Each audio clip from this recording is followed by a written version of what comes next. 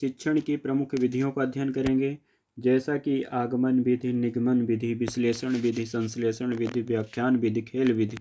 और इस विधि को यदि आप तैयार कर लेते हैं तो जैसे वर्तमान में एमबी टेट का पेपर है, सी टेट का पेपर है, यूपी टेट का पेपर है या आगामी कोई भी पेपर है, तो उन पेपरों में हम लगभग 15 नंबर अपने पक्के कर लेते हैं। क्योंकि पेडागोजी में आगमन विधि, निगमन विधि, विश्लेषण विधि, संश्लेषण विधि, व्याख्यान, खेल विधि, इसके अलावा प्रयोगशाला विधि, प्रयोजन विधि, इन सभी विधियों से सवाल कई बार बनते हैं। तो आइए हम इन्हीं सवालों के जवाब के लिए अपने वीडियो को, अपने कॉन्सेप्ट को तैयार करते हैं। इस वीडियो में हम एमपी टेट, सी टेट और यूपी टेट के परिप्रेक्ष्य में बात करेंगे, जो अभी हमारा फोकस है मध्य प्रदेश प्राथमिक शिक्षक भर्ती परीक्षा को लेकर है। तो आइए वीडियो की शुरुआत करते हैं। थैंक्स। इस वीडियो में हम देखने वाले हैं शिक्षण की प्रमुख विधियाँ, जिनमें से हमारी पहली विधि है आगमन विधि। ठीक है, तो आगमन विधि के बारे में इस वीडियो में हम अध्ययन करेंगे। तो आगमन विधि को समझने के लिए हम सबसे पहले एक लाइन पर ध्यान देते हैं, जो महत्वपूर्ण लाइन है। आगम विधि उस विधि को कहते हैं जिसमें विशेष तथ्य एवं घटनाओं के लक्षण एवं विश्लेषण द्वारा सामान्य नियम व सिद्धांत का निर्माण किया जाता है। क्या लाइन कह रहा है? आगमन विधि में हम सामान्य घटनाओं व लक्षणों का विश्लेषण द्वारा सामान्य नियम एवं सिद्धांतों का निर्माण किया जाता है। कठिन हो गया ना समझने में? तो आइए हम इसको अच्छे से समझते हैं। आगमन विधि देखिए एक सबसे ज़्यादा यूज की जाने वाली विधियों में से एक है। आगमन विधि में हम ज्ञात चीज़ों से अज्ञात चीज़ों की ओर जाते हैं। ये विधि मैथ में भी अपनाई जाती है, विज्ञान में भी अपनाई जाती है, साइंस में भी अपनाई जाती है, अन्य विषयों में भी अपनाई जाती है। मुख्य रूप से गणित में अपनाई जाती है। जैसे कि हमने मान लिया कि त्रिभुज के तीनों कोणों का मान 180 डिग्री होता है। अब त्रिभुज के तीनों कोणों का मान तो 180 डिग्री होती है, ये बात हमको ज्ञात है। ठीक है, अब ज्ञात ये है हमको पूरे की पूरी वैल्यू कि त्रिभुज के तीनों कोणों का मान 180 होता है ना। इन कोण और तीनों कोणों का मान 180 है। लेकिन जो अज्ञात चीज़ है वो ये है कि आखिर कैसे त्रिभुज के तीनों कोणों का मान यानी कोण ए प्लस कोण बी प्लस कोण सी यानी angle A plus angle B plus angle C बराबर 180 कैसे होता है, इस बात का हमको पता लगाना है। या मान लीजिए x square plus 2x plus ये मान लीजिए बाई स्क्वायर, और इसको और सोल्यूशन ले दीजिए। इसका हमको वैल्यू निकालना है, और कैसे स्टेप बाय स्टेप वैल्यू निकालना है। इस विधि को यदि इस तरह की समस्याओं को हमको सॉल्व करना है तो हम आगमन विधि का सहारा लेते हैं। जैसे कि आगमन विधि में हम ज्ञात चीज़ों से अज्ञात चीज़ों की ओर जाते हैं। सबसे पहले हम देखते हैं कि हमें क्या चीज़ ज्ञात है। उस ज्ञात चीज़ से, जैसे मान लीजिए हमको पता होता कि आर बराबर यानी रेडियस बराबर 5 सेंटीमीटर है। रेडियस यदि 5 सेंटीमीटर है, अब आपको पता लगाना है कि बताइए कि 2πr यानी परिधि बराबर कितना है। तो ज्ञात चीज़ क्या थी आपके पास? रेडियस थी। पता क्या लगाना है आपको? 2πr पता लगाना है। या मान लीजिए πr² पता लगाना है, यानी एरिया पता लगाना है। तो आप ज्ञात से अज्ञात की ओर जा रहे हो। तो ये ज्ञात से अज्ञात यानी जो चीज़ आपको नॉलेज में है और जो चीज़ आपको फाइंड करना है, तो ये किस मेथड में किया जाता है? आगमन विधि में किया जाता है। फिर इस विधि में विशिष्ट से सामान्य की ओर चलते हैं। जैसे जैसे आप चीज़ों को सरल करते जाओगे, चीज़ें सरल होती जाएंगी। मतलब पहले आप विशिष्ट चीज़ों पर फोकस रहोगे। विशिष्ट चीज़ यही है कि त्रिभुज के तीनों कोणों का मान 180 होता है। फिर जैसे जैसे उसको सॉल्व करोगे तो चीज़ें सरल होती जाएंगी अर्थात सामान्य होती जाएंगी। तो हम कह सकते हैं कि हम विशिष्ट से सामान्य की ओर कौन सी विधि में जाते हैं?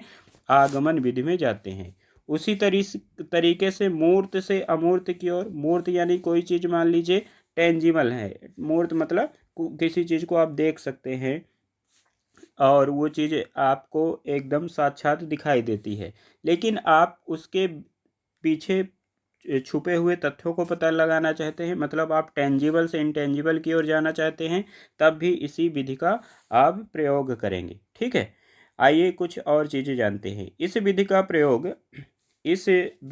प्रयोग सामान्यतः शिक्षक बालकों के सामान्य उन्हीं के अनुभवों क्षेत्रों से विभिन्न उदाहरणों को प्रस्तुत करता है।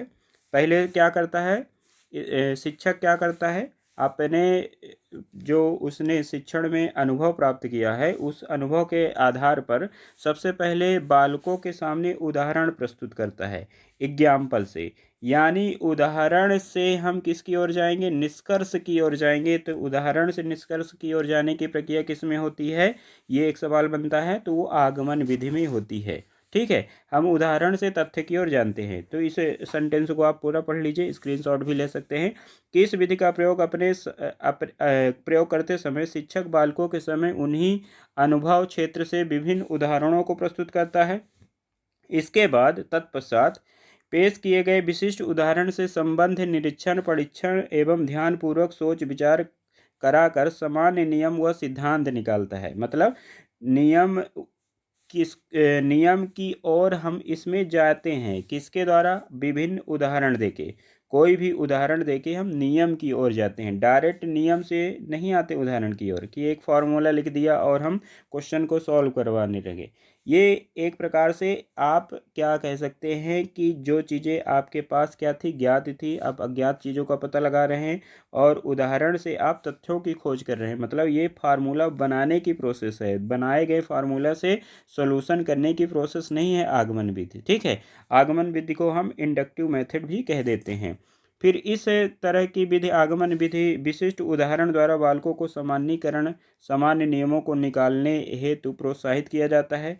उदाहरण के लिए व्याकरण, व्याकरण में क्या करते हैं, व्याकरण में सबसे पहले हम क्या करते हैं, चीज़ों को समझते हैं। जैसे हमने पहले क्या किया, हमको हिंदी पढ़ना स्टार्ट है तो हमने अल्फ़ाबेट से स्टार्ट किया, वर्णमाला से स्टार्ट किया, वर्णमाला के बाद हमने शब्द बनाया, शब्द के बाद हमने वाक्य बनाया। तो धीरे धीरे करके स्टेप बाय स्टेप चीज़ें हमारे सामने आ रही है। तो ये कौन सा तरीका है, आगमन मेथड का एक तरीका है, मतलब आगमन विधि है।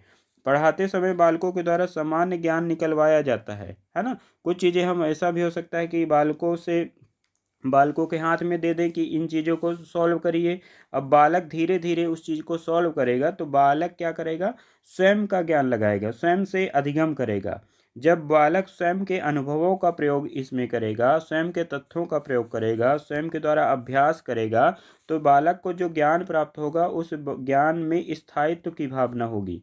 तो आगमन विधि के द्वारा जो ज्ञान प्राप्त होता है मेरे दोस्त मेरे भाई, वो ज्ञान क्या होता है, स्थायी भी होता है। तो स्थायी ज्ञान प्राप्त करने के लिए हम किस विधि का सहारा लेते हैं, आगमन विधि का भी सहारा लेते हैं। और विधियाँ हैं जो स्थायी ज्ञान को भी बढ़ावा देती हैं, लेकिन प्रमुख रूप से आपको ध्यान में रखना है कि आगमन विधि ही स्थायी ज्ञान को बढ़ाने में एक सहयोगी विधि है। इस विधि के आइए गुण देखते हैं। तो आगमन विधि से हम पहला जो गुण है जो हम देख चुके हैं कि आगमन विधि में ज्ञात से अज्ञात की ओर और सरल से जटिल की ओर चलते हैं।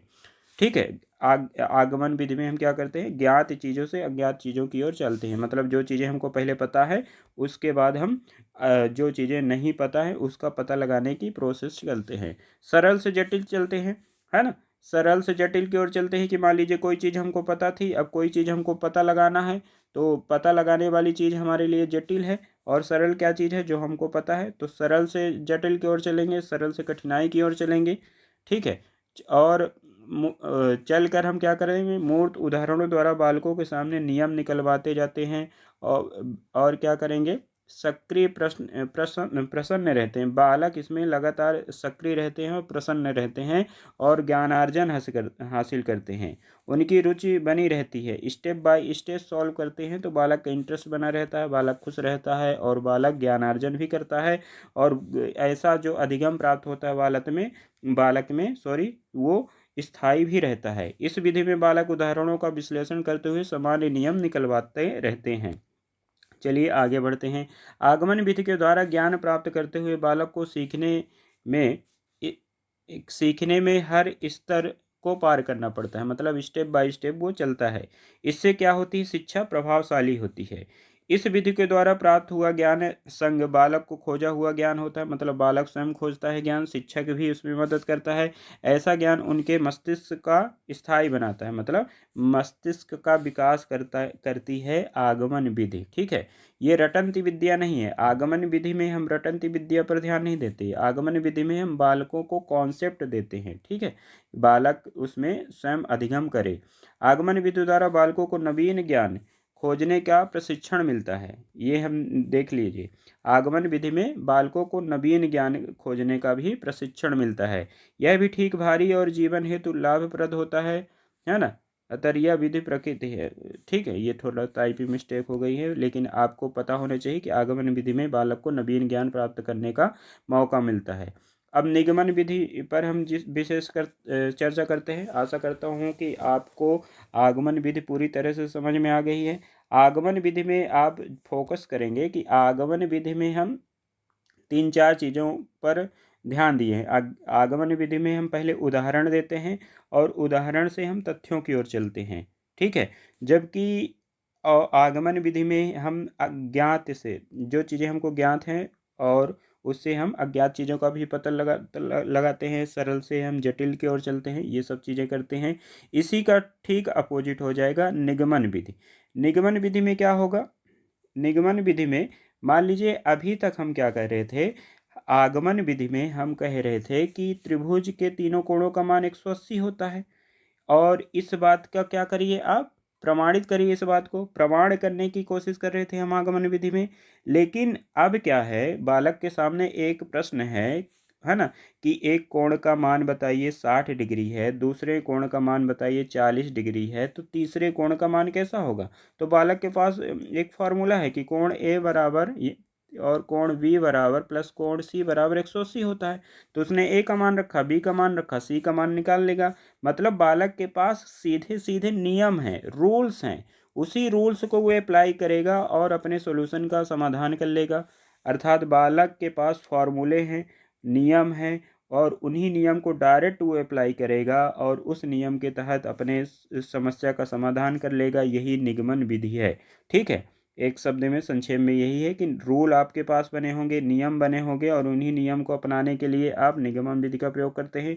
अब बालक को डायरेक्ट हमने ट्रिक बता दी, डायरेक्ट हमने उसको नियम बता दिया, उसको हमने डिस्क्रिप्शन नहीं दिया, उसको हमने मौका नहीं दिया कि आप स्टेप बाय स्टेप कैसे सॉल्व करोगे। तो क्या होगा, निगमन विधि में बालक के स्वयं का ज्ञान विकसित नहीं होता है, उसको रटने की प्रोसेस आती है। उसने फॉर्मूला रटा, फॉर्मूले को अप्लाई किया और क्वेश्चन को सॉल्व कर दिया। तो इसमें बालक का ज्ञान विकसित नहीं होता, उसके मस्तिष्क में केवल स्मृति शक्ति का विकास होता है, मतलब रटने की शक्ति डेवलप होती है, ना कि उसका कॉन्सेप्ट डेवलप होता है। तो निगमन विधि आगमन विधि की उपयोगी है, ये भी शिक्षण की एक विधि है। आजकल वर्तमान में पूछा जाए कि वर्तमान में सबसे प्रचलित विधि कौन सी है, कक्षा में हम पढ़ाते हैं, तो निगमन विधि है। निगमन विधि का एक फ़ायदा यह है कि आप एक ही कक्षा में बहुत सारे बच्चों को एक साथ पढ़ा सकते हो। 100 बच्चे बैठे हुए हैं एक क्लास, टीचर ब्लैक बोर्ड पर पढ़ा रहा है, वाइट बोर्ड पर पढ़ा रहा है, फार्मूले लिखा रहा है, बच्चे उसको सॉल्व कर रहे हैं, बच्चे खुश हैं, आंसर सही सही आ रहा है, जल्दी आ रहा है। ये सब निगमन विधि में होता है। कई सारे फायदे हैं निगमन विधि की, आइए हम समझते हैं। निगमन विधि में जिसमें सामान्य से विशिष्ट की ओर जाता है, इसमें बालक क्या करता है? देखिए, आगमन विधि में हम विशिष्ट से सामान्य की ओर जा रहे थे, अब बालक क्या करता है? सामान्य उदाहरण, मतलब बालक के पास सीधे फॉर्मूला है, विशिष्ट की ओर चला गया, उसने अज्ञात चीज को सीधे पता लगा ली। इस तरह हम कह सकते हैं कि निगमन विधि आगमन विधि के बिल्कुल विपरीत है। निगमन विधि का प्रयोग करते समय बालकों के सामने पहले सामान्य नियम को रखे जाते हैं, तत्पश्चात उस नियम की सत्यता को प्रमाणित किया जाता है। वही पहले उसके सामने क्या रख दिया? फॉर्मूला रख दिया, फॉर्मूला अप्लाई कर दिया, तो वो प्रमाणित हो गया। उदाहरण का प्रयोग कहने का अभिप्राय यह है कि निगमन विधि में विभिन्न प्रयोगों एवं उदाहरणों के माध्यम से किसी सामान्य नियम की सत्यता को सिद्ध किया जाता है। वही है जो मैं आपको समझाया हूँ। इसके बाद चलते हैं कि एक उदाहरण देकर समझते हैं। उदाहरण के लिए विज्ञान की शिक्षा देते समय बालक को किसी भी सामान्य नियम को कई प्रयोगों द्वारा सिद्ध कराया जाता है। जैसे कि मान लीजिए हम कहते हैं कि जो टेम्परेचर है, तापमान है, वो अधिक से यानी प्लस से माइनस की ओर चलता है। ठीक है, इस चीज़ को हमने नियम बता दिया। फिर एक तरफ हम कह देते हैं कि एक तरफ ठंडी वस्तु रखो और एक तरफ गर्म वस्तु रखो, तो बालक क्या करेगा, ठंडी वस्तु गर्म हो जाएगी। ठंडी वस्तु गर्म होगी किसके द्वारा, हाईली टेम्परेचर वाली वस्तु के द्वारा। ये एक नियम हमने उसको बता दिया। मान लीजिए हमने किरचॉफ का नियम बता दिया कि काली जो वस्तुएं होती हैं प्रकाश को अवशोषित करती हैं, हीट को ऑब्जर्व करती है, एक नियम जान लिया। फिर उसको बता दिए कि हर काली वस्तु क्या होती है, प्रकाश का अवशोषक होती है, वो रट लिया, लेकिन इसके पीछे का कॉन्सेप्ट नहीं जाना। तो ये सब चीज़ें क्या होती हैं, निगमन विधि के अंतर्गत आ जाती हैं। निगमन विधि के आइए हम गुणों को समझते हैं। निगमन विधि क्या होती है, छोटे बालकों के लिए बहुत लाभदायक है। सेम अपोजिट है आगमन विधि। आगमन विधि में हम स्टेप बाय स्टेप चल रहे हैं, तो क्या होती है, बड़े बच्चों के लिए अप्लाई होती है। जैसे कोई आप डिटर्मिनेशन कर रहे हैं, कोई आप इंट्रीगेशन कर रहे हैं, ठीक है, तो स्टेप बाय स्टेप चलते हैं, वो तब वही कर सकते हैं जो बड़े बच्चे हैं। लेकिन निगमन विधि में फार्मूला अप्लाई करके कोई भी आंसर को जल्दी ला सकता है। तो ये छोटे बच्चों के लिए प्राय क्या होती है, बहुत लाभदायक होती है। इसका प्रयोग बालक ज्ञान का प्रयोग करना सफलतापूर्वक सीख जाता है, मतलब डायरेक्ट आंसर लाना बच्चा बहुत जल्दी सीख जाता है। यह विधि सभी विषयों को पढ़ाने हेतु उपयोगी है। हिंदी में भी उपयोगी है, गणित में भी उपयोगी है, विज्ञान में उपयोगी है। निगमन विधि हर सब्जेक्ट पर अप्लाई की जा सकती है, बहुत प्रचलित विधि है। ज़्यादातर स्कूलों में, क्लासों में आजकल वर्तमान में निगमन विधि का ही प्रयोग किया जा रहा है। निगमन विधि के द्वारा कक्षा के सभी बालकों को एक समय में पढ़ाया जा सकता है। क्या फ़ायदा होगा कि क्लास में 100 बच्चे बैठे हैं और ब्लैक बोर्ड पर टीचर पढ़ा रहा है, एक साथ सभी बच्चों को फार्मूले लिखा रहा है, फार्मूले अप्लाई करवा रहा है, मैथ के क्वेश्चन सॉल्व करवा रहा है, हिंदी के नियम बता के हिंदी के क्वेश्चन को सॉल्व कर रहा है, जैसे उसने संधि के नियम बता दिया और संधि के नियम सारे बच्चे अप्लाई कर रहे हैं, सारे बच्चों का आंसर आ रहा है। समास के नियम बता दिया, सब नियम के आधार पर। पहले निगमन विधि में हम नियम बताते हैं, फिर बच्चों को कह देते हैं कि इसका समाधान करो, है ना। ये क्या हो जाती है, निगमन विधि के अंतर्गत ही किया जाता है, बहुत सारे बच्चों को पढ़ाया जा सकता है, इसका एक फ़ायदा है। निगमन विधि के द्वारा नियमों को जानकारी प्राप्त करते हुए उन्हीं अशुद्ध नियमों को जानने का कोई अवसर ही नहीं मिलता। क्या कह रहा है कि हम बालक को केवल रटवाना सिखा रहे हैं। हम नियम बता दिए, नियम के आधार पर चलो, नियम ये है, नियम ऐसा अप्लाई करो, इस फॉर्मूले के लगाओ और अपना आंसर ला लो। तो बालक अशुद्ध नियमों को जानने का कोई अवसर नहीं मिलता। तो बालक क्या करता है, जैसे एक नियम ही जानेगा वो और उसका आंसर आ जाएगा, वो दूसरे नियम की तरह जाएगा नहीं, क्योंकि बालक ने उसको विस्तार से नहीं पढ़ा। तो इससे बालक को थोड़ी सी हानि भी हो सकती है। इस विधि के प्रयोग से समय एवं शक्ति दोनों की बचत होती है। इसका फायदा है कि समय बच गया और बालक को मेहनत कम करनी पड़ी, बालक का आंसर भी आ गया। निगमन विधि से शिक्षक बने बनाए नियमों को बालकों को सामने प्रस्तुत करते हैं। ये आपके पास ये बहुत अच्छी लाइन है कि शिक्षक को भी आसानी होती है कि फॉर्मूला बता दो, एक नियम बता दो, उस नियम के आधार पर सारी चीज़ें पढ़ा डालो। तो इसमें क्या होता है, बालकों के सामने जो शिक्षक ज्ञान प्रस्तुत करता है वो बने बनाए नियमों के आधार पर चलता है। मतलब शिक्षक अपना स्वयं का कोई कॉन्सेप्ट बच्चों को नहीं देता। ठीक है, आइए अब विश्लेषण विधि को समझते हैं। विश्लेषण विधि भी एक उपयोगी विधि है, कई तरह से ये कई मायनों में ये आगमन विधि की तरह है। देखिए, एक विश्लेषण विधि होती है, एक संश्लेषण विधि होती है। संश्लेषण विधि का संबंध निगमन विधि से है, जबकि विश्लेषण विधि का संबंध आगमन विधि से है। लगभग दोनों विधि समान है, लेकिन कुछ इसमें अंतर होता है। तो इस अंतर को हम समझते हैं। विश्लेषण यानी एनालिसिस करना। अब एनालिसिस क्या करोगे, मान लीजिए वही त्रिभुज का ही उदाहरण ले लेते हैं। त्रिभुज का कोण 180 होता है, 180 डिग्री का होता है।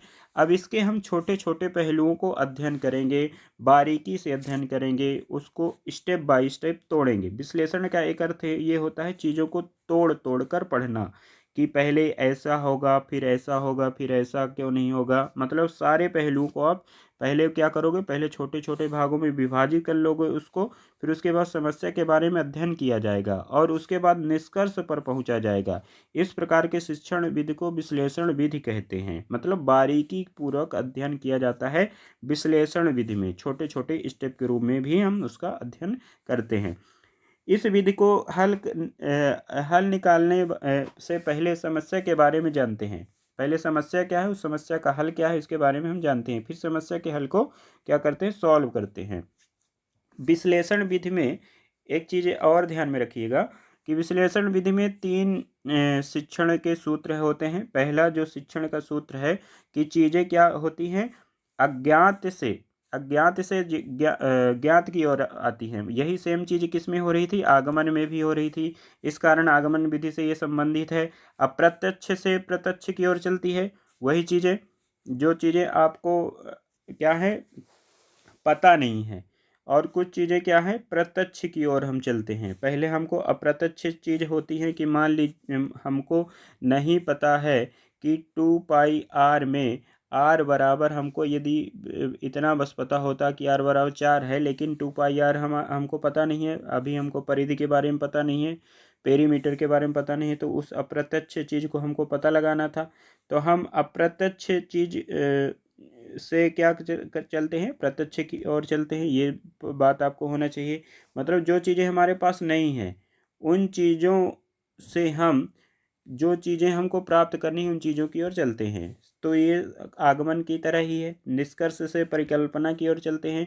विश्लेषण विधि में और क्या होता है कि छात्र को खुद से अवलोकन के आधार पर खोज करते हैं। तो समस्या को हल करने का कार्य छात्र भी कर रहा है।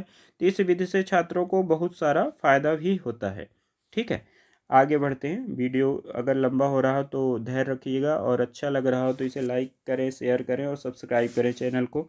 विश्लेषण विधि में के गुण तथा लाभ देखते हैं। इस विधि में छात्रों को खोज करने का अवसर मिलता है। इस विधि में छात्रों को खोज करने का अवसर मिलता है। इस विधि को क्रियाशील विधि भी माना जाता है। इस विधि के द्वारा प्राप्त होने वाले ज्ञान हमेशा स्थायी होते हैं। इस विधि से छात्र हमेशा क्रियाशील रहता है, छात्र एक्टिव रहता है। तो कई सारी चीज़ें हैं जो आपको समझनी होगी। विश्लेषण विधि के दोष तथा हानि। विश्लेषण विधि के कुछ दोष भी हैं, हानियां भी हैं। इस विधि के द्वारा समस्या के निष्कर्ष तक पहुंचने में अधिक समय लग जाता है। ये दोष कहाँ पर है, ये दोष आगमन विधि में भी है। आगमन विधि में आप स्टेप बाय स्टेप चलते हो तो समय अधिक लग रहा है, तो समय अधिक लगने का काम कहाँ पर है, विश्लेषण विधि में भी है। इस विधि का उपयोग प्राथमिक स्तर के बच्चों को के लिए करना कठिन है। प्राथमिक स्तर का जो बच्चा है वो स्टेप बाय स्टेप चीज़ों को नहीं सीख सकता, तो उनके लिए कठिन हो जाता है। तो विश्लेषण विधि बड़े बच्चों पर अपनाई जाती है, जैसे कि आगमन विधि है। इस विधि के द्वारा छात्र धीरे धीरे ज्ञान का अर्जन करता है, अर्थात समय लगता है। सिलेबस पाठ्यक्रम पूरा होने में भी क्या होता है, समय अधिक लग जाता है, तो कई बार सिलेबस ही नहीं पूरा होता। ये भी इस विधि की एक समस्या है। इस विधि के कारण कठिन होने के कारण बालक में नीरसता की भावना आ जाती है। बालक सोचता है कि ये विधि बहुत कठिन है, कैसे सॉल्व करें, तो बालक क्या हो जाता है, हताश हो जाता है, नीरस हो जाता है। तो ये इस विधि के कुछ दोष हैं। संश्लेषण विधि को समझते हैं। संश्लेषण विधि में क्या होता है, सेम विश्लेषण का क्या होता है, अपोजिट होता है, यानी निगमन के तरह होता है। निगमन विधि और संश्लेषण विधि क्या है, लगभग समान होती है, लेकिन एक नहीं है। अब हम देखते हैं, हमने अभी विश्लेषण विधि में क्या किया कि एक दी गई चीज़ को छोटे छोटे टुकड़ों के रूप में विभाजित किया, फिर हमने क्या किया, उसका एनालिसिस किया।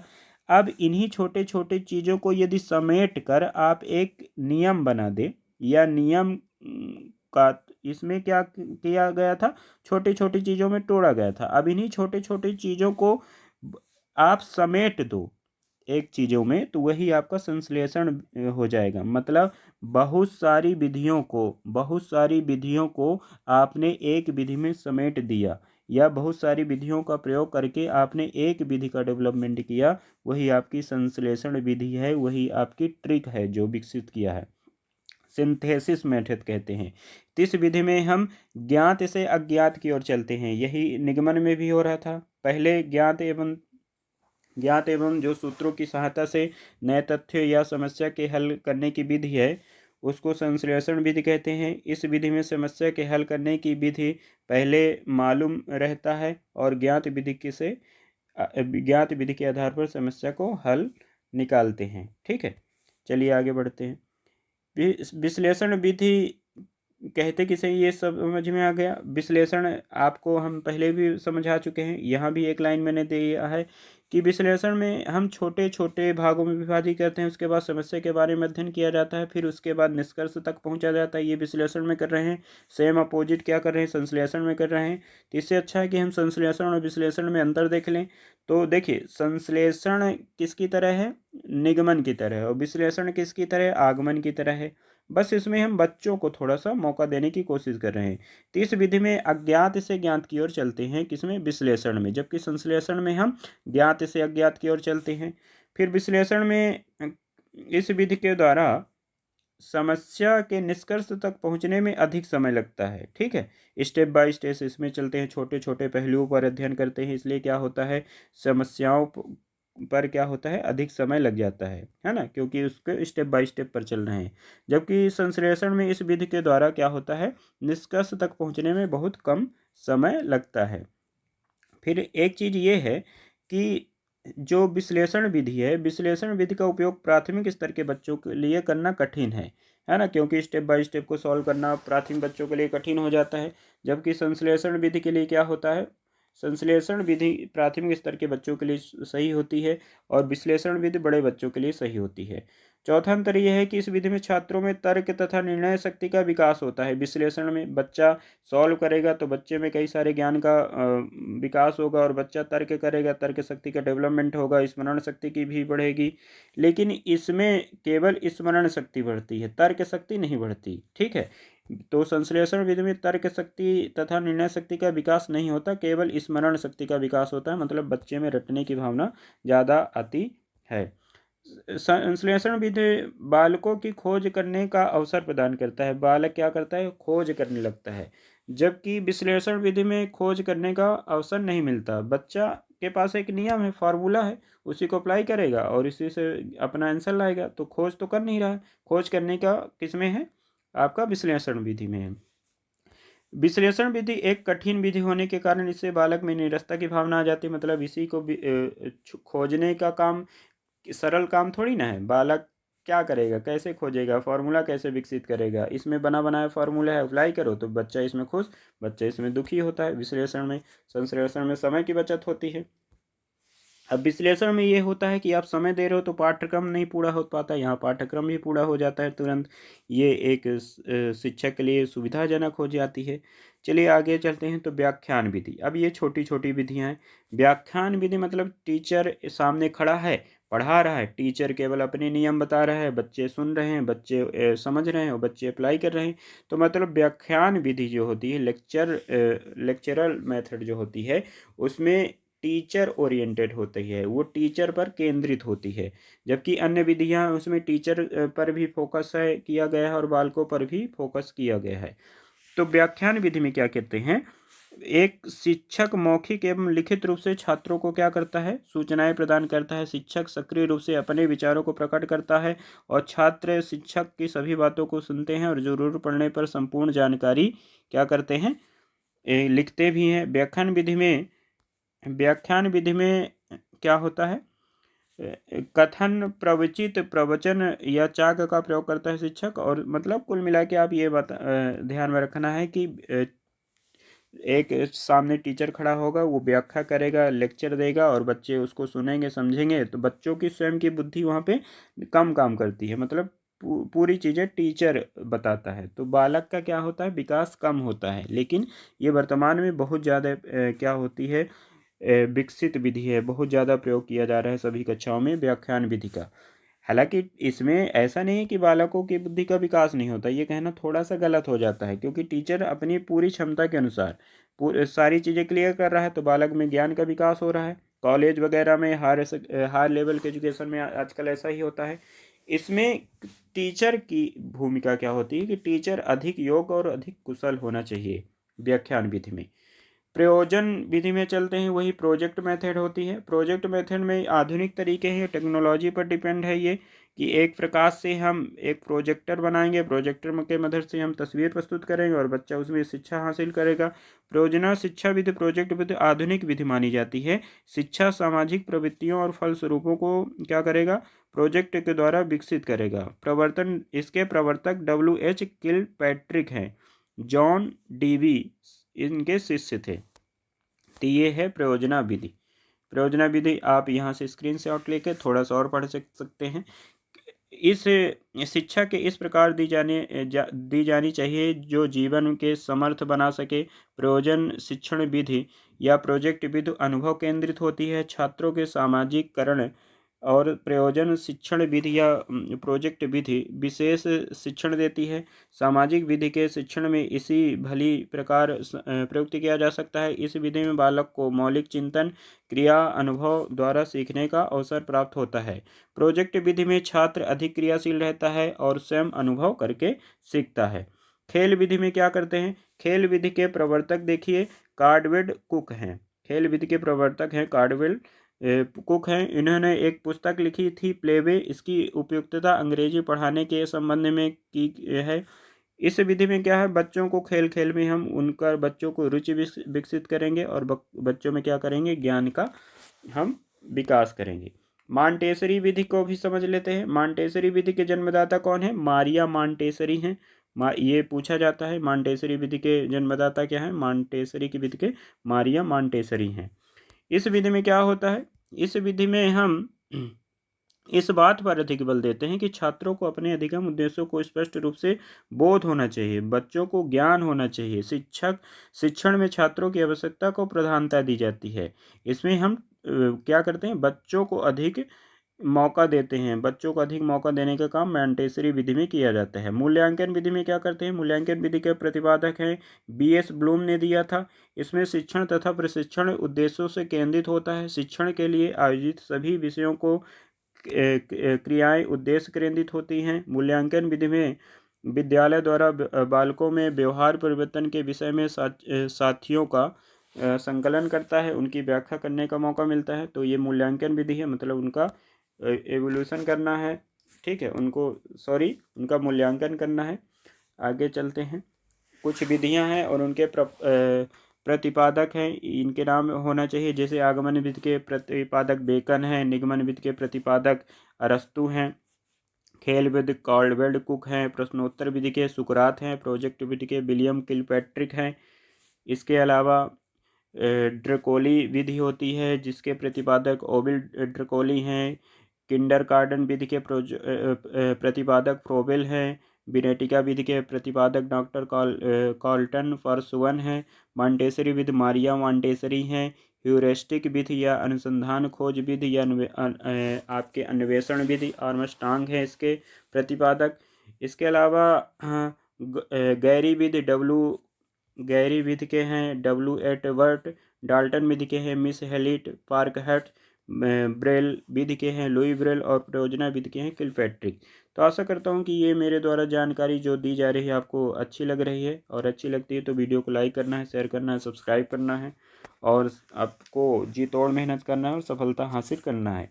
बेसिक शिक्षा विधि के प्रतिपादक महात्मा गांधी को माना जाता है। वैज्ञानिक विधि गुडवार्ड स्केट्स, पर्यटन विधि पेस्टोलॉजी, इतिहास विधि टाइडमैन, अंतरदर्शन विधि विलियम बुट, और सामाजिक विधि JL मुनरो, और मनोविश्लेषण विधि सिगमंड फ्रॉइड माने जाते हैं। मनोवैज्ञानिक साइकोलॉजी की प्रश्नावली विधि वुडवर्थ, और सूक्ष्म शिक्षण विधि एथिसन रॉबर्ट ब्रूस माने जाते हैं। दोस्तों इसका अगर आपको PDF चाहिए तो PDF मिल सकता है, आप कमेंट बॉक्स में या डिस्क्रिप्शन बॉक्स में हमको इस चीज़ की जानकारी दे सकते हैं। तो आशा करता हूँ कि ये जो जानकारी है आपके लिए उपयोगी है। यदि जानकारी आपके लिए उपयोगी है तो चैनल को लाइक करना है, शेयर करना है, सब्सक्राइब करना है और दोस्तों तक शेयर करना है। आगे भी इस तरह से वीडियो आते रहेंगे। तब तक के लिए धन्यवाद। Thank you so much.